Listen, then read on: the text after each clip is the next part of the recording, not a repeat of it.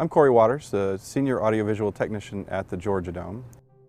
We've changed a lot of things about the Dome over the last several years. We've done a lot of remodeling. We remodeled all the suites, clubs and lounges, built another restaurant. It used to be all teal seats here, but now you've got the red and black. We painted the outside of the Dome, replacing carpet, all kinds of stuff all over the place. And this year, finally, it's time to do the sound project.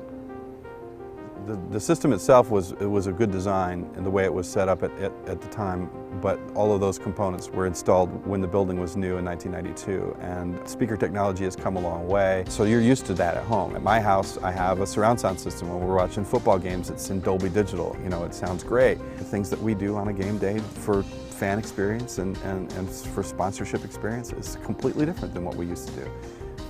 And a lot of those things are pre-produced by people in studios that are listening to nice speakers. And it's an enormous task to bring that experience that you have at home to something that you can produce in a room like this.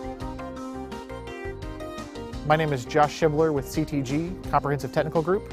I'm the project manager for the audio renovation at the Georgia Dome. The original system encompassed 22 old arrays that had to be removed, and then there were 10 new line arrays that replaced the 22 that came down. It was a big logistics game.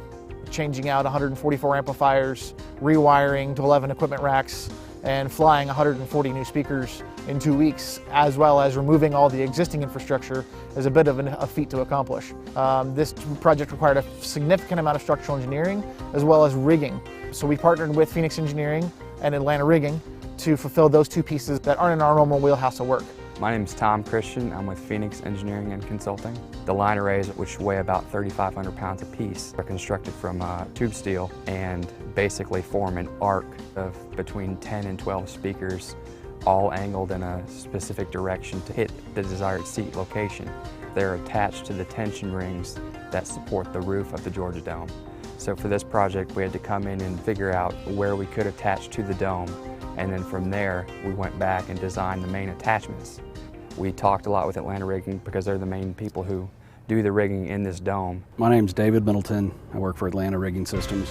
The Georgia Dome is a very unique structure because it's a suspension cable facility. There's only a few of them in the world, but it's very difficult to rig in this versus a traditional stadium or arena. None of the positions had straight shots down to the field. So, you know, there was some distance and just time involved making the moves. And these are pretty good size arrays. We would typically have 2 guys on the ground, making sure the hardware is on it and prepped and ready to go up, assisting with the assembly of the frame, getting them into position, and then once the frames are assembled on the ground and the individual cabinets are turned into one array, we would then use the chain hoist to raise it up.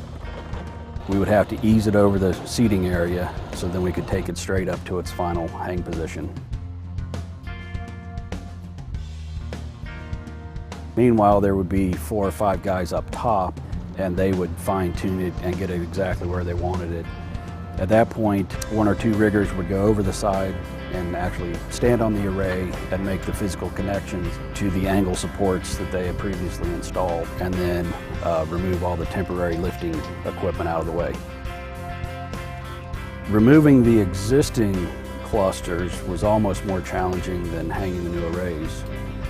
Mainly because they were installed so tight to the suspension cables under the catwalk that to make room above for chain hoist, we actually had to rig from the top of the masts, which basically required somebody climbing the mast to attach the hardware, form bridles between 2 masts to get chain motors positioned where we needed them to be, and then we would connect the motors to the array, disconnect its original attachment hardware, and then lower them to the ground. We would have to pull them through the grates, put the grating back, undo all the rigging off the top of the masts, and then, you know, transfer all of that to the next position. Another challenge on this project is just actually working on these catwalks. Besides the obvious, you're working at height, you know, approximately 150 feet up, so you certainly don't want to drop anything. And when you're moving bigger equipment, it just takes time, you know, and it's cumbersome. The value of having an engineer on a project like this is we're there to look for the critical bolt, the critical nut, make sure overall it's a safe end product. We come in here and attend the events and we want to make sure they're safe. Communication on a job like this is very important. CTG and Phoenix were a great partnership. We've worked together before. When you work with the same companies, you definitely have a comfort factor as well as a trust factor, and so it worked out very well. It's been a successful project and a great collaboration to have Phoenix Engineering and Atlanta Rigging involved. We've been able to stay on schedule and earlier than was required by the dome, so that's allowed us some time to add some additional scope and take on a couple other challenges that they've asked us to tackle for them. We ought to be able to tell when you walk in, hey, wow, that's a lot better. I think that's really the goal and what we wanted to do, and it's going to be impressive.